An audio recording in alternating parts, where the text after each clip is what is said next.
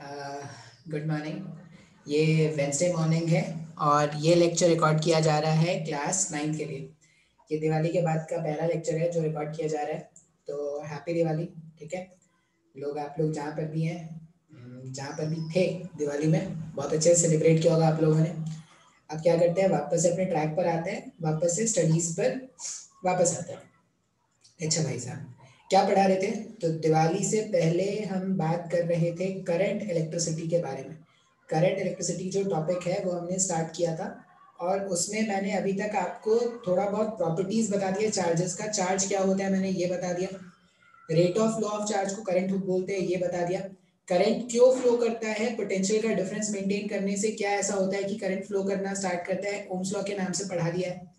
Ohm's law में हमने एक कांस्टेंट देखा था, ओम्स लॉ का रिलेशन आया था कि जो भी करंट कंडक्टर के अंदर फ्लो करता है वो डायरेक्टली प्रोपोर्शनल है पोटेंशियल डिफरेंस अप्लाइड के।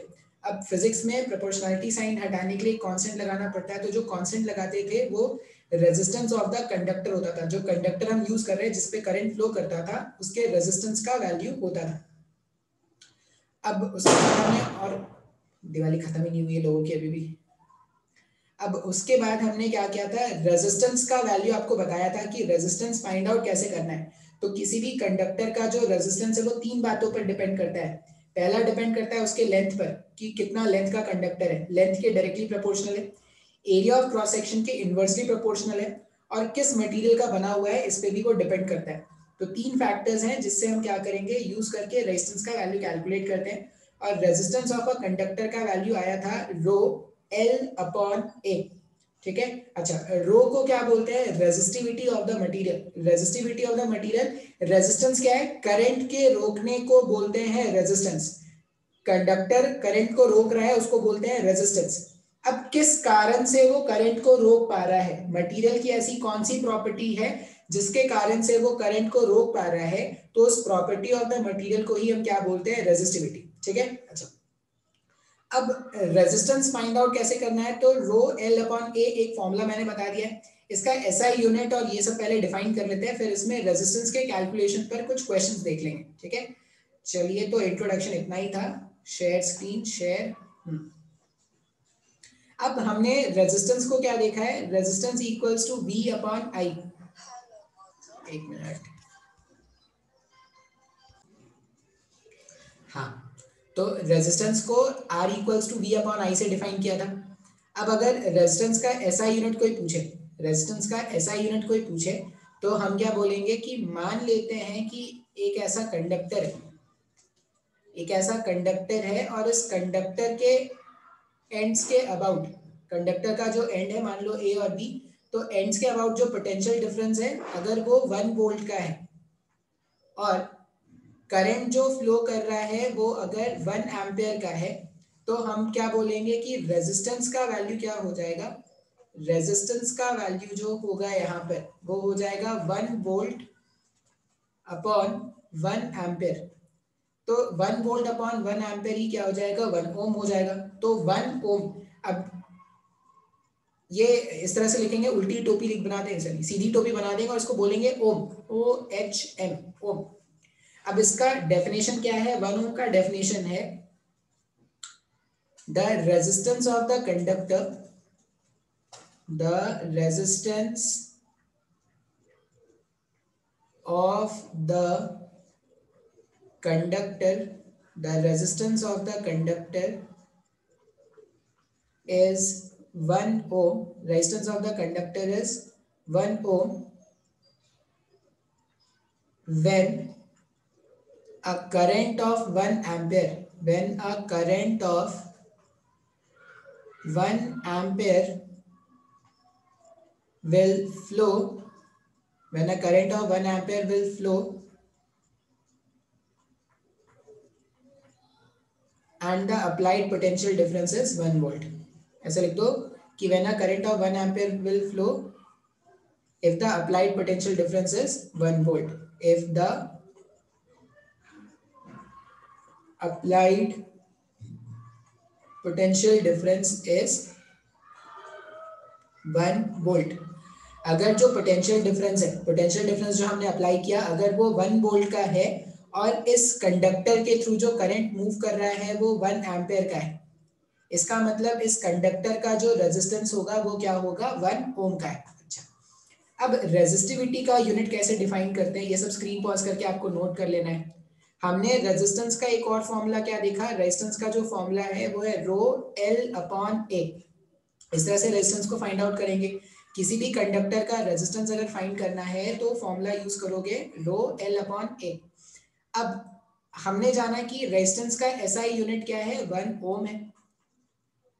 रो का यूनिट अपने को फाइंड आउट करना है, मेरे को पता नहीं। लेंथ के प्लेस में अपन ने लिख दिया 1 मीटर और एरिया के प्लेस में लिख दो 1 मीटर का स्क्वायर। एरिया 1 मीटर का स्क्वायर, ये मीटर से ये स्क्वायर अगर मैं गायब कर दूं तो रेजिस्टिविटी का जो यूनिट आ रहा है वो 1 ओम मीटर आ रहा है क्या। तो रेजिस्टिविटी का जो एसआई यूनिट है वो 1 ओम मीटर है। अब ये 1 ओम मीटर को ही हम क्या बोलते हैं, इसका एक नाम है, 1 ओम मीटर का नाम है साइमन।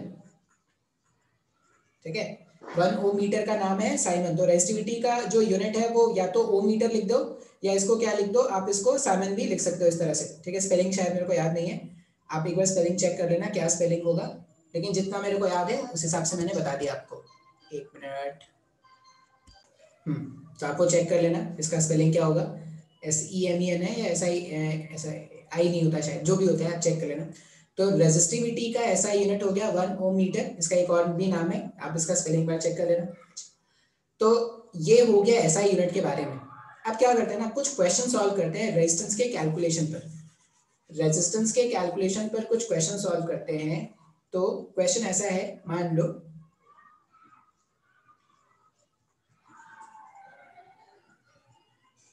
इस तरह का एक क्यूबॉइड है।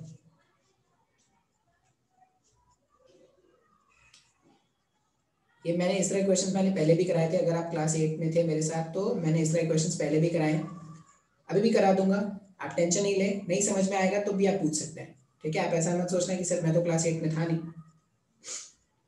मान लो करंट इस वाले एंड से एंटर करके यहां से ऐसे बाहर जाने वाला है। इस तरह के शेप का एक कंडक्टर है हमारे पास। ये बोला गया है कि इसका जो लेंथ है, यहां से यहां तक का लेंथ है वो है a, इसका जो हाइट है वो बताया गया है b, और यहां से यहां का लेंथ बताया गया है c। जो मटेरियल है, मटेरियल की रेजिस्टिविटी है रो, मतलब ये जो मटेरियल है इसकी रेजिस्टिविटी बताई गई है रो। आपसे पूछा गया है फाइंड द रेजिस्टेंस, ये करंट है I1, आपसे पूछा गया है find R1 to current I1। अगर I1 करंट इस वाले एंड से मूव करके इस वाले एंड से बाहर निकलेगा तो R1 का वैल्यू क्या होगा, ये अपने को कैलकुलेट करना है। अब रेजिस्टेंस का वैल्यू होता है, रेजिस्टेंस का वैल्यू मैं आपको बताया था, resistance is rho l upon a. अब ये ए कौन सा एरिया होता है, तो ये याद रखना, ए होता है क्रॉस सेक्शनल एरिया। ए होता है क्रॉस सेक्शनल एरिया। अब यहाँ पर ये जो क्रॉस सेक्शनल एरिया के बारे में बात करें, एक्चुअल में क्या हो गया कि क्रॉस सेक्शन का मतलब हो गया, जैसे जब इससे पहले मैंने बताया था कि वायर है, तो वायर के केस में क्या होता है, ये कंडक्टर जब हमने लिया था तो कंडक्टर के केस में करंट इस वाले एरिया से एंटर करके यहां से ऐसे बाहर निकलता, तो क्रॉस सेक्शन एरिया का मतलब हो गया ये एरिया, ये जो एरिया है जिसमें से करंट एंटर करेगा और बाहर निकलेगा उसको हम बोल रहे हैं क्रॉस सेक्शन एरिया। अगर मैं इस वाले केस में क्रॉस सेक्शन एरिया पूछता ना आपको, इस वाले में कंडक्टर अगर सिलेंड्रिकल शेप का होता तो क्रॉस सेक्शन एरिया आप लिख देते सर्कल का एरिया पाई आर स्क्वायर। ये सर्कल का एरिया ही क्रॉस सेक्शन एरिया हो जाता है पाई आर स्क्वायर। अब अगर ऐसा शेप का कंडक्टर है तो क्रॉस सेक्शनल एरिया हो जाएगा ये जो रेक्टेंगल यहाँ पे बन रहा है ना उसका एरिया। ये रेक्टेंगल वाले फेस से करंट एंटर करके रेक्टेंगल वाले फेस से ही बाहर जाने वाला है। तो रेक्टेंगल का क्रॉस सेक्शनल एरिया जो हमें चाहिए, क्वेश्चन में हमें रेजिस्टेंस का वैल्यू R1 का वैल्यू जो चाहिए, रो मैंने लिखा मटेरियल की रेजिस्टिविटी, लेंथ का वैल्यू यहां से यहां करंट क्या करने वाला है, इस वाले पॉइंट से चल के इस वाले पॉइंट तक आने वाला है, तो लेंथ में कितना ट्रैवल करने वाला था, c ट्रैवल करने वाला था। और क्रॉस सेक्शन एरिया इस वाले एरिया से एंटर करके इस वाले एरिया से तो बाहर निकलेगा ना, तो क्रॉस सेक्शन एरिया जिसमें वो एंटर करता उसका वैल्यू है a इंटू बी। तो रेजिस्टिविटी का वैल्यू या रेजिस्टेंस का वैल्यू कितना हो जाएगा, रो c अपॉन ए बी। बात समझ में आ रहा है क्या? अच्छा, अब क्रॉस सेक्शनल एरिया समझना क्यों जरूरी है? मान लो मैं बोलता कि करंट इस वाले फेज से एंटर करके ऐसे, करंट इस वाले फेज से एंटर करके नीचे वाले फेज से ऐसे बाहर निकल रहा है। बात समझ में आ रहा है? ऐसे, और ये करंट को मैंने रखा I2 और मैंने पूछा कि I2 करंट के लिए क्या रेजिस्टेंस है, ये कैलकुलेट करो। रेजिस्टेंस फॉर I2 करंट मैं कैलकुलेट करना चाहता हूँ, रेजिस्टेंस का value for I2 current, I2 current के लिए रेजिस्टेंस का वैल्यू। अच्छा भाई साहब, करंट यहां से एंटर करेगा और करंट इस वाले फेज से बाहर निकल जाएगा। अब अगर खुद से देखोगे तो करंट को लेंथ कितना ट्रैवल करना है, यहां से यहां आना है क्या? अच्छा, लेंथ इस बार b ट्रैवल करना है क्या, इस वाले पॉइंट से ट्रैवल करके इस वाले पॉइंट तक आना है। रेसिविटी, मटेरियल तो चेंज हुआ नहीं, मटेरियल तो अभी भी वही है। अगर मटेरियल अभी भी वही है तो यहाँ पे लिख दिया रो, कॉल बहुत आ रहे हैं यार आज।